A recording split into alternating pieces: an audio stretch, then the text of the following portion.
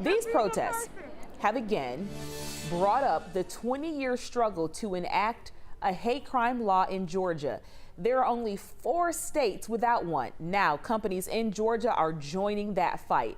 Beatrice Dixon is one of them. She is the founder of the Honey Pot. It is a line of feminine hygiene products. She's joining us live tonight. And Beatrice, it is not an easy road for Black-owned businesses. You have experienced racism related to your brand. So I'm going to give you a little background here.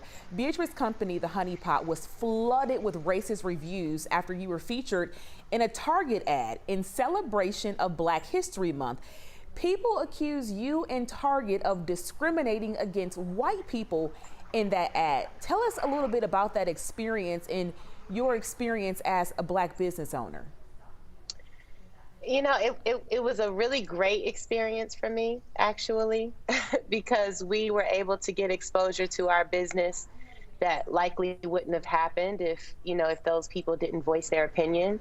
So it wasn't a bad experience. It was a great experience for humanity to show up, and also, for people to be able to speak and say the things that they want to say. And I want to say, even before this controversy, full disclosure, I am a daily Honey Pot user, and I purchased it from Target. And so I was proud to see a Black woman in front of a product that I used being advertised when I was watching Hulu. I just thought it was like a cool full circle moment, right? As a result of the racism you experienced, Honey Pot sold out everywhere, which is why you can say it was a positive experience. But now, on the ground, you have some real issues to face. Let's talk about a hate crime law in Georgia and why you support something like that, because that's what you experienced online. Yeah, because there's no reason for it. I absolutely support it because there's no reason for hate to even be a thing, And so, it sucks that it has to be this way, but people that perform hate crimes have to be responsible for that, And, we may have saw different outcomes for some of the recent killings and murders that have happened had there been a hate crime law, in play.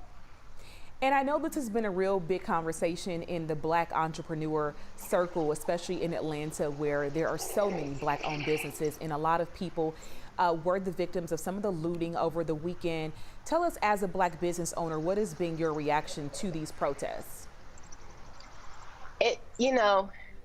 I believe that people have a reason to protest right now. It's hard to get behind